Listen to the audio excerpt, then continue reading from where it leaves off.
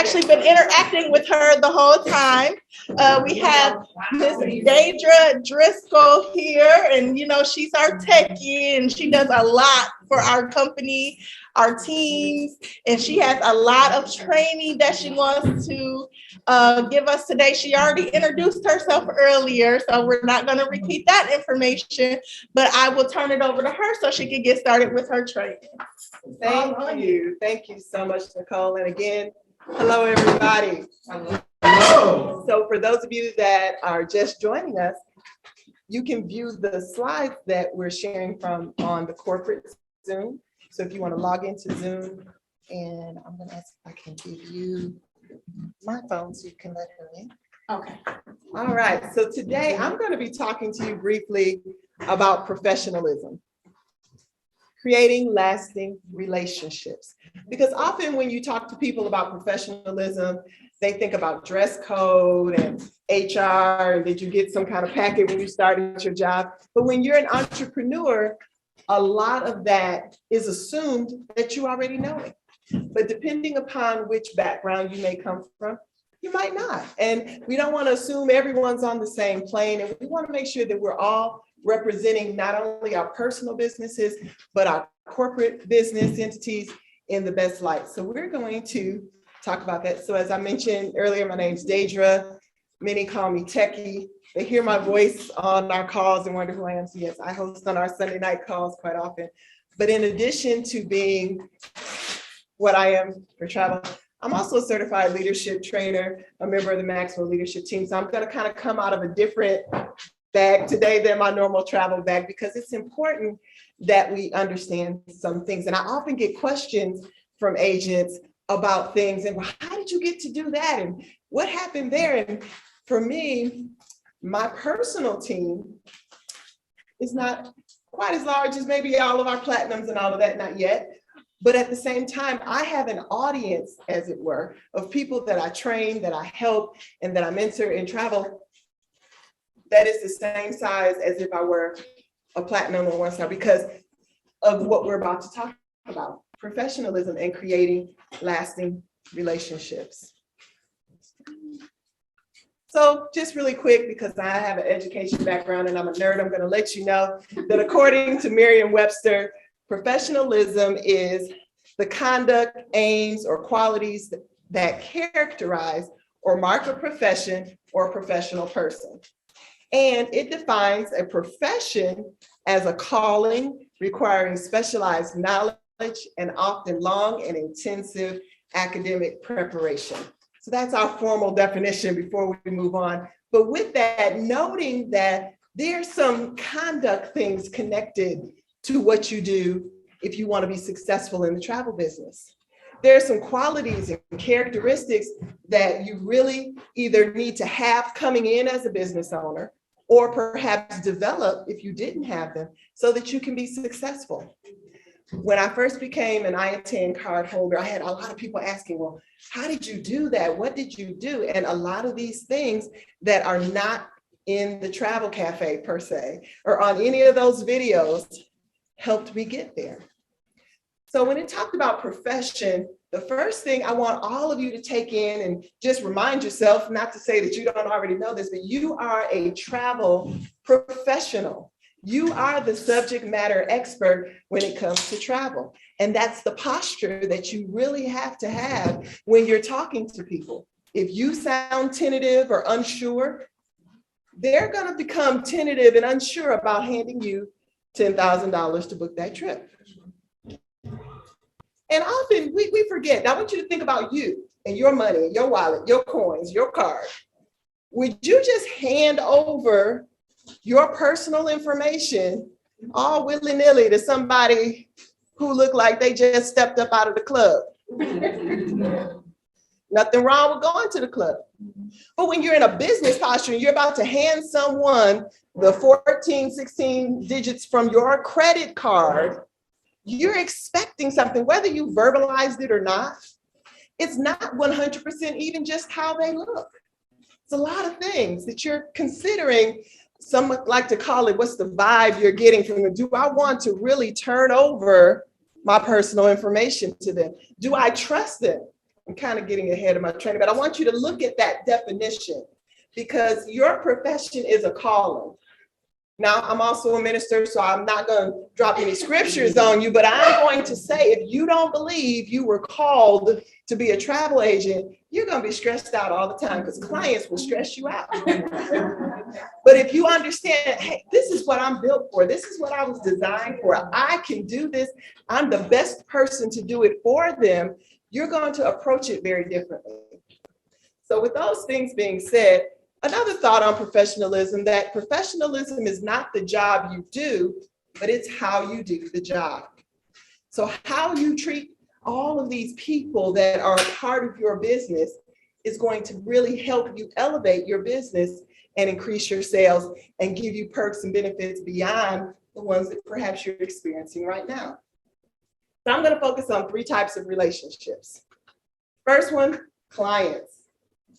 Second one, I'm going to focus on partners and peers, like those of us in the room. Last, we're going to talk about vendors. Because all of these relationships are different, but they're also all required for you to be successful. And we want you to not just book a little travel here, a little travel there. We want you to meet whatever your personal travel goals are. If you've got a monetary goal, a number of trips, whatever that may be, we want to make sure that you're able to excel, and you're going to need these 3 types of relationships, strong and thriving, in order to do it. So first, we're going to talk about clients. So when you're dealing with a client relationship, there are going to be some key things that are important. The first is communication, how you're talking to your clients.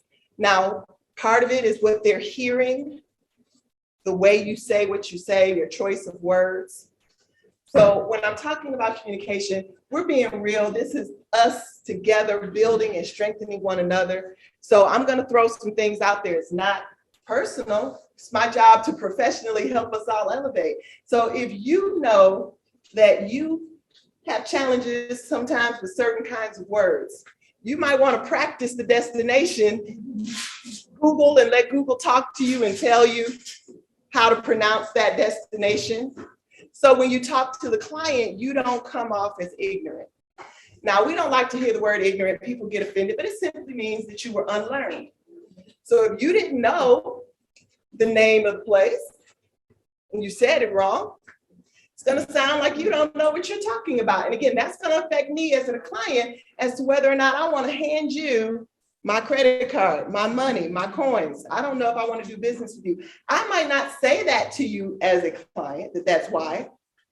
I might just ghost you or tell you I changed my mind, and then you see 3 months down the line pictures of them at the same place you quoted. So good grammar is important. How you're talking to them, even if they are your personal friend or family member, you still have to treat them in the client space like the client. No matter how familiar you are, you want to make sure you're being professional. Second is trustworthiness. We're talking about money, and hopefully you're talking about a lot of it. So you want them to feel as if they can trust you with that credit card authorization form and the corresponding numbers that go with it. Why am I saying that? It's important. Often new agents who are coming in where maybe the day before they weren't an agent, but today I am an agent.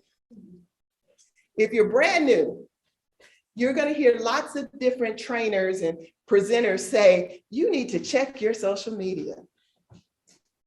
And they'll say it, and it is a true statement, and they'll move on. But I'm going to tell you, when I say check your social media, I want you to then step back and look at you with your credit card in your hand and ask yourself, would you give you your money? If you turned up, great, turn up all you want, but you might not want to have it live. And most of us in this room right now, we have the luxury of being mature enough that our super hard turn up days were not on social media. But there are a few of you, I'm being very honest because we're talking about trustworthiness. And I had someone ask me to do some business for them. And I clicked on their social media page so I could get some background. And their profile picture was taken from the backside of them in a bikini. And you know, it didn't give me the first impression that I needed for the business we were trying to transact. That's my nice way of saying it. But I want you to think about that. If we covered up your face and you looked at your page without your face, but you just put somebody else's face in there, what would you think about that person on that page? Because they're assessing trustworthiness. And especially if you've got clients who don't know you at all. And they're trying to make a decision between you and someone else. You want to make sure that everything about that relationship. So now I'm talking to you and you hear me and it's sounding good and you feel like you can trust me. Now you want to know, am I reliable? If I tell you that I'm going to call you back or provide you with a quote at a particular time, do I do that? Because all of this is taking place before they've actually given you the money. One of the most amazing tools that I have added to my arsenal that leaves, I love it now. I use a calendar booking tool. So when people contact me and they want something, the first thing I do after they make a request to me is I say, great, I would love to talk to you about that. Please click on the following link and schedule a time so we can discuss your travel needs. See how professional that sounds? It doesn't mean, most of the time it's because I ain't got time to talk to you right now, but that's not what I said to them. And they pull up, they click on my link, my calendar opens up and it allows them to select a time that's convenient for them and convenient for me, because I get to set my calendar according to when I want to take clients. And it has helped me because I'm a busy person. And at first, my early days as a travel agent, I was so excited that anybody wanted to book that I was dropping everything, trying to take everyone's call live in real time right then. And it was messing up the rest of my life. Now I do business at business time. It also communicates to my clients, oh, she's serious.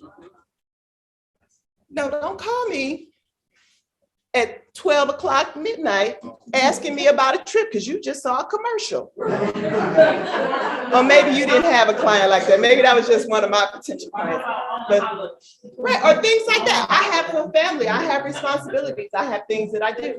So you want to make sure that you're creating a situation where now it pops up on my calendar. I know when, okay, at 1 o'clock on Tuesday, I have a call with Ann to discuss travel. It's called Calendly. Calendly. And it is just, they have a free version. They have a one that you can pay for, depending on how you use it. It was worth every penny that I paid for it. It relieves the stress because now I shoot it out fast. I do multiple businesses. So I have a separate link. I have one for travel inquiries. I have one for my design work. I have a different one to follow up on travel quotes. So when I send out a travel quote, I expect them to click on it within a certain period of time so we can follow up on the quote I just sent you. Again, I'm reliable. I'm going to be there. And when I call, hello, this is Deidre. Is now still a good time? Because I'm calling the time you said. Now I don't have to try and chase you down. But I'm reliable now. Last, am I providing quality service? This is my relationship with my clients.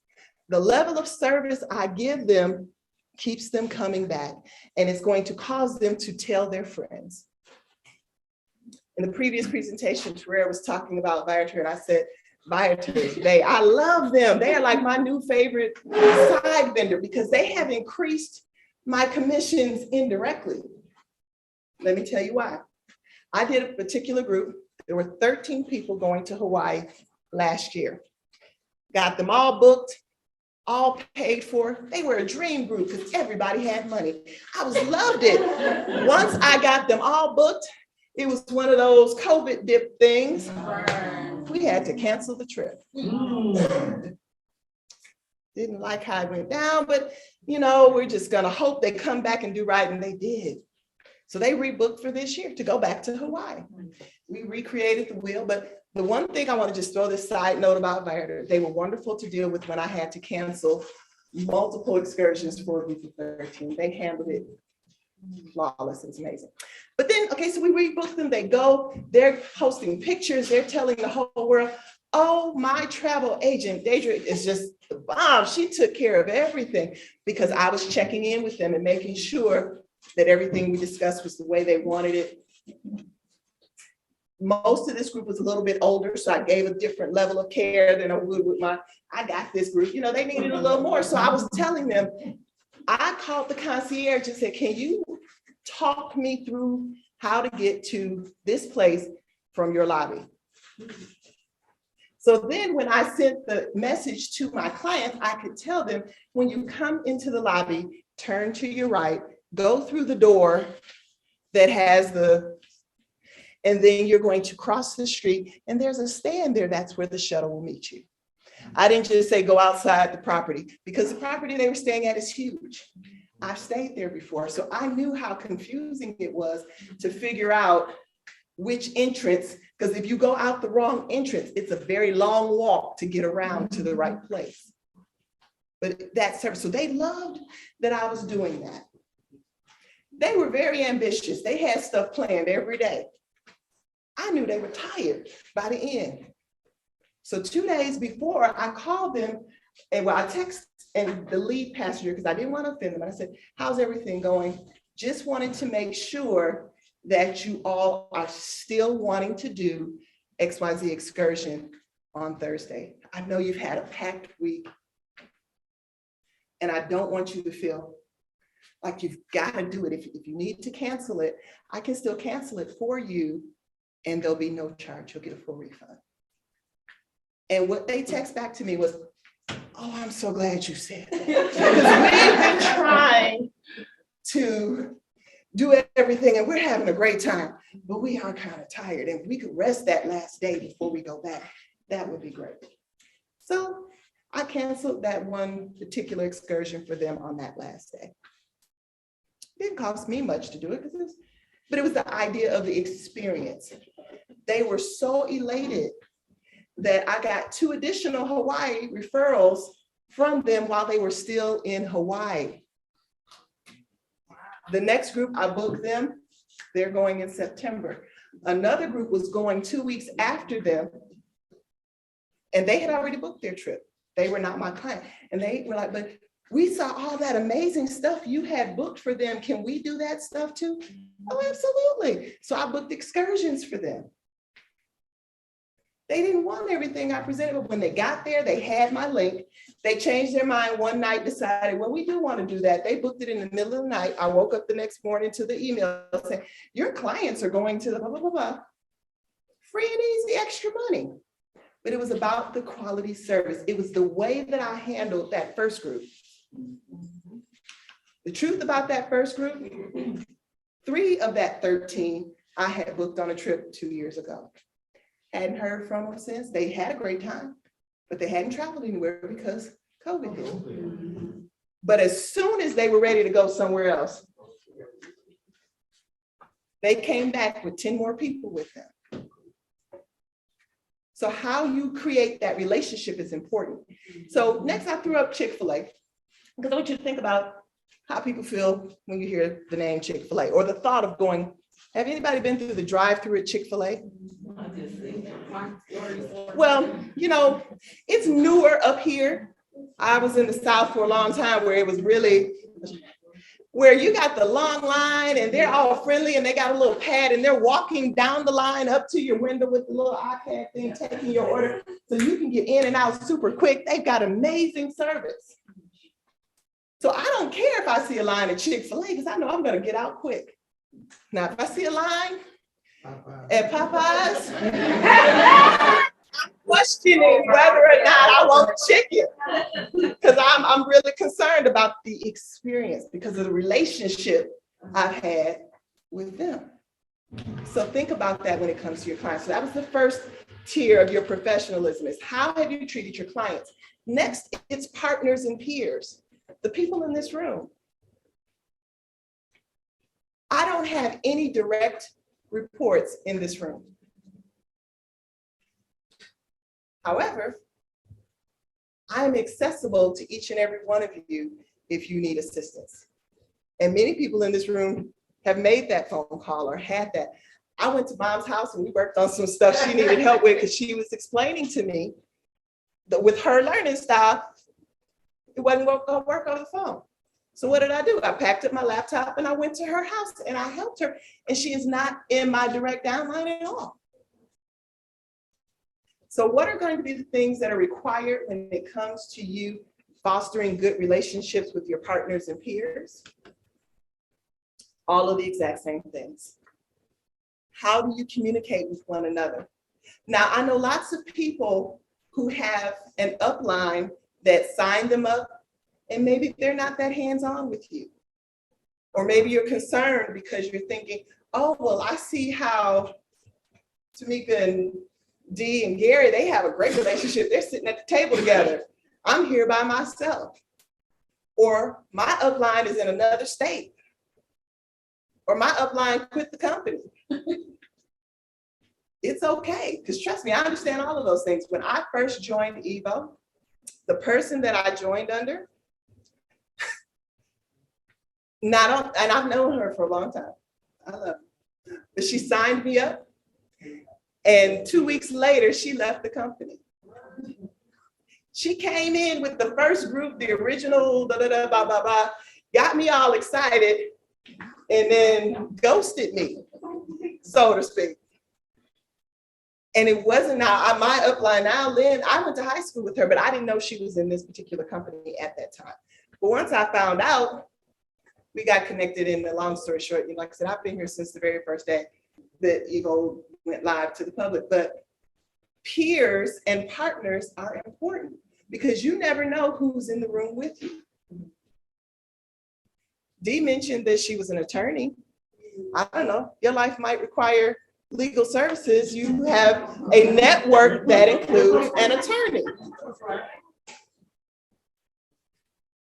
There are things that I do professionally outside of travel that I've had lots of Evo clients become clients of mine in my other arenas because of the networking and the experiences that they have with me. They know that I'm reliable. So if they need something, they don't mind, or they refer business to me from people they know that need what I do. So how you interact with one another. When this company is set apart from others for this reason, in that you can get help from anybody, anywhere in the organization.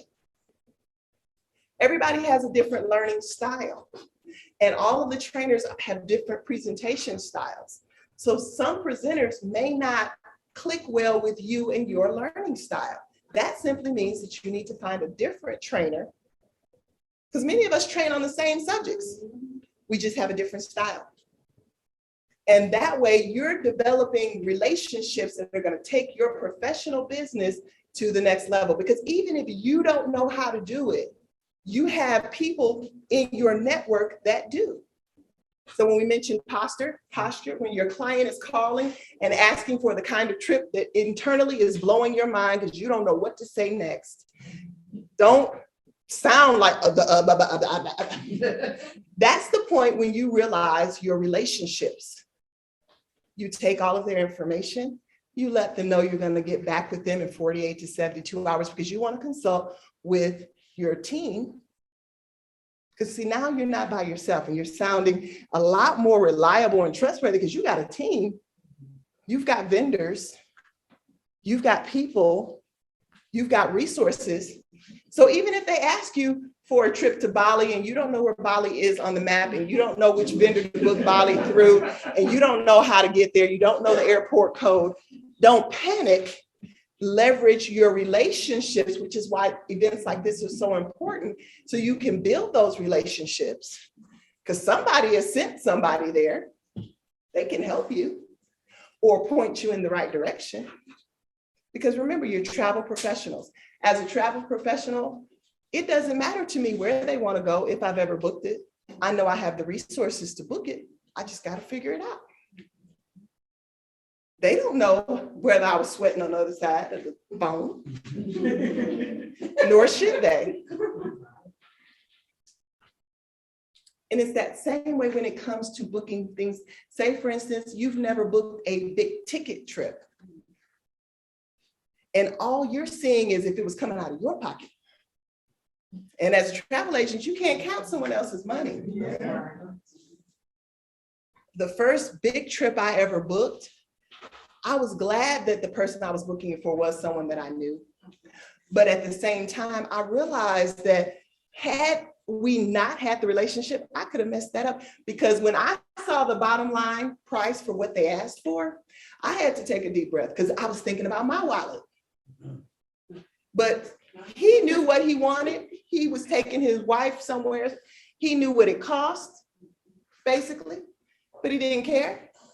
He knew what experience he wanted, and he knew I could give it to him. So he said, I want to stay in the millionaire suite. So I should have known the moment someone calls you and says, I want to stay in the millionaire suite, they understand a couple things about this booking. I had never booked the millionaire suite before that time. Now, after I booked it, I learned a couple things and I was like, well, golly, go ahead. His wife gonna be happy. But it was a very wonderful trip. He wanted specific things that cost money that I couldn't afford at the time. But that had nothing to do with me selling it to him. I just had to pick up the phone and talk to someone who knew a little bit more than I did about booking millionaire clients. So I didn't mess it up.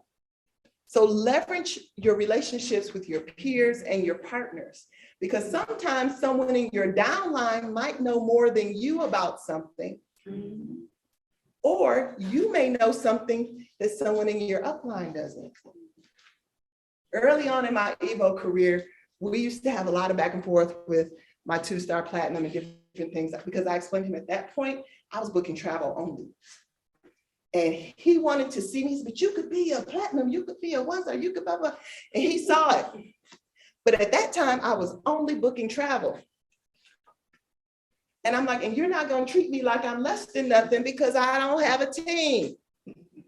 Now, for those of you who know who I'm talking about, you know about how that conversation went down. But it was because we were learning how to leverage our relationship, because at the time, early on, the only people that seemed quote unquote important had these extra titles. And I was new to the company. I didn't have those titles, but I was very valuable. They just didn't know it yet. So leveraging your partners and peers is really important, because now the founder has called my phone for some stuff sometimes. Yeah. He knows my number and my name, and I am not a platinum yet.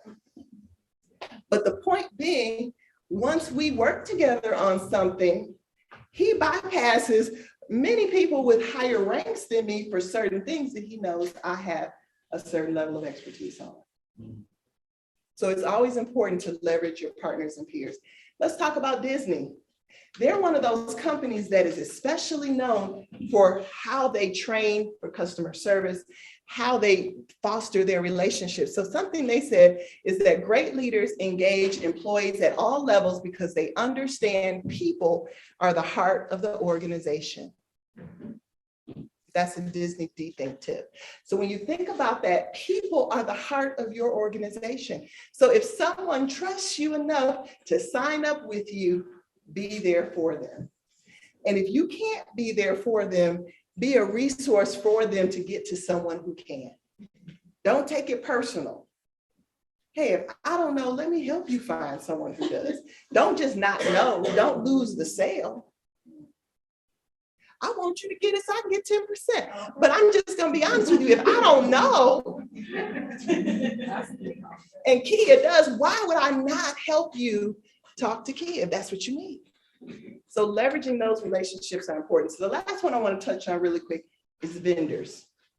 Because when it comes to how we interact with the vendors, what we live on, the bread we eat travel-wise, rises and falls on our company's reputation and our company's relationships with vendors. And we don't want to mess that up. For some of you who may have been in the company a little bit longer than some of the others, you may realize we had a trip scheduled earlier this year that got canceled. It didn't get canceled because flights, it didn't get canceled because of COVID. It got canceled because of some unprofessional behavior. It got canceled because of unprofessional behavior. So we want to make sure that when we're dealing with vendors, that we keep in mind those same things. Communication, trustworthiness, reliability, and quality service.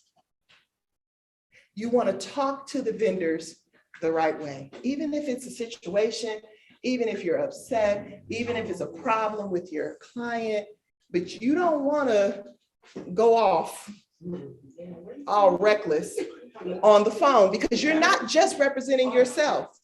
You're not just representing your client. You're representing everyone in this room and everyone in the company. Archer Travel has been around 70 years because they've developed a certain reputation. How many of you have a Clear card? Now, for those of you who didn't raise your hand, you need to get one. Shame on you. But listen, we got a $69 discount on our Clear cards because of a relationship. Now, our peers that are in other companies had to pay full price for their Clear cards. We got a significant hookup on the Clear card because of a relationship, a professional relationship. Clear is Bay. Yeah, Clear is Bay too. But just knowing, again, but if you have an issue with a vendor, you know, you got to manage that right. Because if you don't, you could damage a relationship that has already been established. I went on 3 fam trips last year. One of the fam trips that I went on, I invited someone to go with me. She had a great time. You had a great time, didn't you? But I got to go on that fam trip because of relationship. But guess what? She got to go on that fam trip because of relationship too. Because when I had the opportunity to recommend someone else, I know tons of agents that I did not call for varying reasons. But the point is, I did call her because of our relationship. And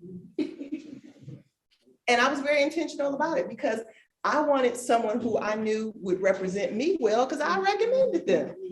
But I also knew she would represent herself well because I know how she carries herself. But guess what?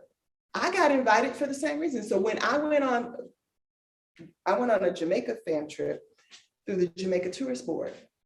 But because of the relationship that I developed with at that time, the BDM for this Midwest, when they were considering who on this long list that everybody wanted to go, my name magically popped up. Not magically, but what I'm saying is because of professionalism and the relationship that I developed with my BDM, if he had to make a choice out of a list of people, I want him to think good things when he sees my name. You don't want to be that one who's always got an attitude, always begging, never doing anything extra, never saying anything kind, didn't say thank you, any of those kinds of things. Because all of that impacts relationship. So again, relationships are important. You want to create lasting professional relationships with your clients. You want it with your partners and peers. You want it with your vendors. I had a partner who left the company. And when someone called her for a trip, she referred them to me. Guess what? She also just called me a week ago and said, you know what? I'm wanting to come back. What do I need to do? The reason that all of those things can all happen at the same time was because of relationship.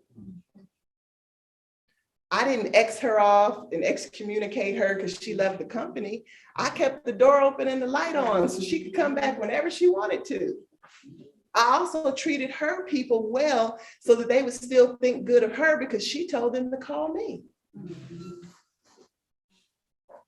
So professionalism when it comes to relationships is paramount. So I do hope that this has helped you some, giving you a different perspective on things. Because I always get asked, how did you get to go on so many fam trips? I know how to treat people. And you need to learn that too and add it into your arsenal, because you never know who knows who's looking at what list. And you want your name to always have that twinkle and sparkle by it, and not that, oh Lord, it's them. Because you know what happens if you pick up your phone and you see certain names on the caller ID. You want yours to be the one they want to answer and not the one they hope will hang up and lose your number. So thank you so much.